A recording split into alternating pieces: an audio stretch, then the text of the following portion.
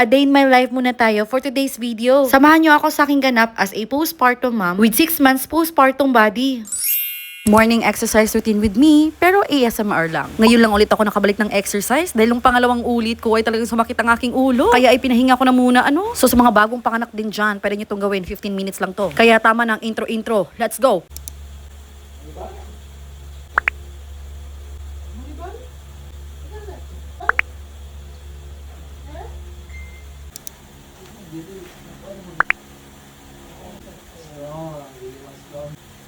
Tiger ha?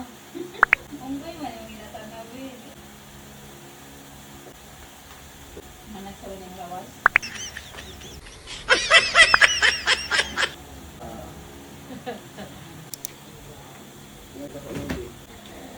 Strong? Ayaw, strong.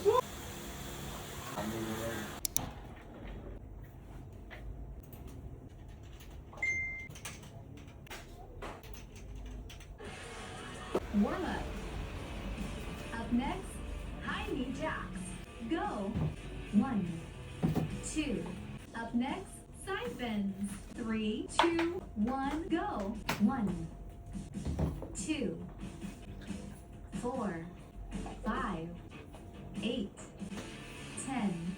Let's begin the workout. Up next, bicycle crunches. 5, 4, go. 1, 2. Rest time.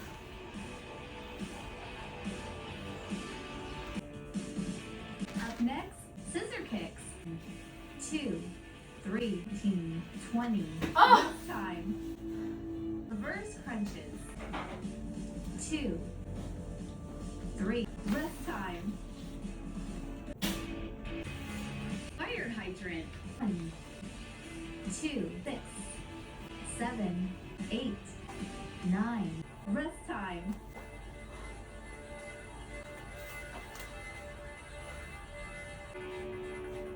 Up next, donkey kicks. 1, 2. Up next, bridge. 1, 2. Heel touches. 1, 2. Up next, Russian twist. In 5, 4, 1, 2. Rest time.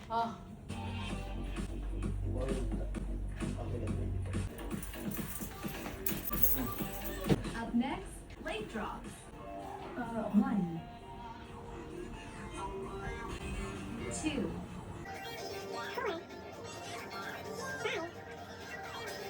Time. Up next, squats. 1, 4, 5. Rest time.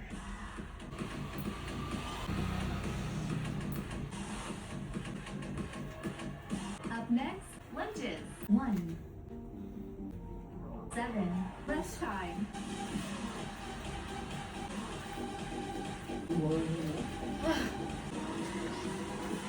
Up next, donkey kick. 2, 1, go. 1, 2, 4, 5, 6. Rest time.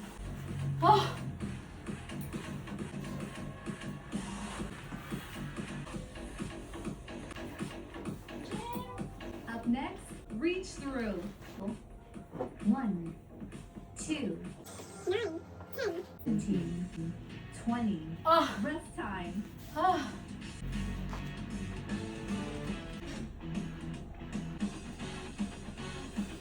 next, cross crunches. 1, go. 1, 2. Rest time. Last na siya something.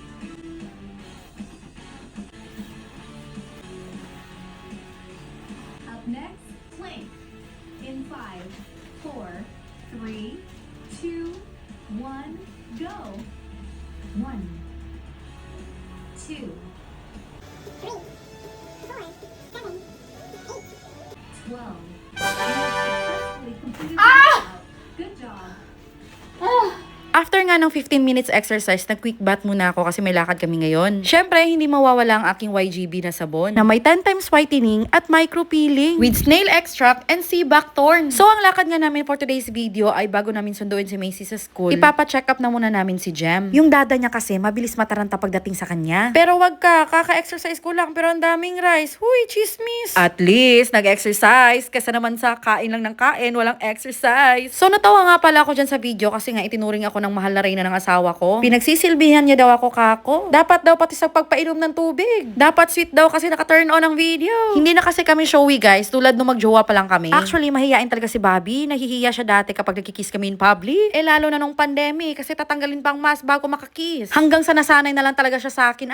Boiled egg nga palang ulam ko dito at saka adobong batong kasi favorite na favorite ko to. Ayan tuloy, parang useless lang yung 15 minutes exercise ko. At andito na naman ang paglolo ko ng asawa ko. Ano bang trip nito? Sabing nagko-content ako, siya kaya papa-edit ko. Sarap ng tulog niya ngayon habang ako nag-VO. Diyos ko, ang tagalan ng vlog na to. Inuna ko lang talaga yung exercise ko. Nakakapagod na pala mag-long vlog ngayon simula nung reels na ang nauso. Tapos grabe yung effort mo, yung sahod mo, centavo. Chismis! Anyways, iinom na nga ako nitong favorite na vitamins ko. Naakala ko nung una ay para lang sa anak ko, ngayon ay pati ako na addict na dito. Kung may lakad ako, hindi pwedeng hindi ko mainom yun. Diyos ko, madali pa naman ako mapagod kahit na passenger princess lang ako Pero dahil sa vitamins na yon, mas productive ang araw ko. Kaya thank you so much Dr. Mata sa vitamins nyo. Heto na nga't palis na tayo at susutin ko tong chanelas from Lucille. Mahilig talaga ako sa mga ganitong chanelas kapag mga madali ang lakad lang. O, tingnan nyo si Jem dito. Ex-senadora din Very comfy kasi ng slippers na to. Very affordable at mas maganda pa yung quality niya kaysa sa original At dahil nga vloggerist ang nanay nyo, ay sorry Jem, hanggang dito ay talaga magvi-video tayo. Ganun talaga pag a day in my life ang video. Kailangan sa bawat galaw mo sa pagpunta at pabalik kay may video. Oo, late ka na parang tanga na parang walang nangyari. Pero dito sa video, syempre kita nyo yung clean cut na. Syempre hindi ako papayag na aalis nang walang nilalagay sa mukha Tignan nyo naman dyan sa likod kung gaano kainit. Hindi pwedeng hindi alagaan ang skin, lalo na sa face natin. Mukha pa naman ang lagi nakabalandra sa atin. At alam nyo naman ako, hindi ako masyadong naglalagay ng kung ano-ano sa mukha ko. After ng sunscreen ay pisngi at labi na lang and then for the go. Very natural and fresh look lang talaga ang atake ng gusto ko. Hindi pa magasto. O see, simple look lang tayo dito. So our first errand this day ay ang ipa-check up si Jem. Andito na nga kami sa MDMRC pero wala dito yung pedya talaga ni Jem. Ayaw na kasi antay ni Bobby na makabalik si Doc from out of town. And as usual, kailangan i-check ang timbang, height, and temperature niya. Medyo nanibago nga si Jem dito kasi marunong na siyang kumilala. Dahil alam niyang hindi talaga ito yung doktor niya, kaya nga napatingin siya sa amin dito na para bang sinasabing nasa tamang kwarto ba tayo? Iba muna ang tita doc mo ngayon, Jem ha? Pero mas friendly siya sa doktor na to kaysa sa OB niya talaga. Anyways, nasatisfy na ang dada at nawala na ang kanyang kaba. Naiintindihan ko naman siya kasi ganito din ako kapraning nung ipinanganak ko si Macy. Anyways, nag-drive-thru na nga muna kami ng SB bago namin susunduin si Macy. Kasi tapat lang naman to ng school nila at ang ganda ng cup ngayon At kapag passenger princess ka, dapat marunong ka rin mag-assist kung libre ba At career week nga pala ng Macy ngayon, baka magulat kayo, iba yung suot niya. Nakapang pulis siya kasi dati talaga sunod-sunod FA siya. Buti na lang simula last year na iba na, naging nurse siya, ngayon pulis naman. Yun lang naman ang lakad namin, konti lang pero natatalo sa biyahe. Heto na nga't pagka-uwi ay nagbanding na kagad ng dalawa. Ay, ang ganda ng aking pangalawang prinsesa. Ang cute niya sa tali niya. Favorite niya kasi panoorin yung monkey at saka elephant. Tuwang-tuwa talaga siya sa moving yan. Magkaibigan kasi yan silang dalawa na hindi nag-iiwanan at laging may trip sa forest. Kahit kaming mga malalaki ay nai-entertain din. O siya, hanggang dito na muna. Salamat sa panonood. Adios!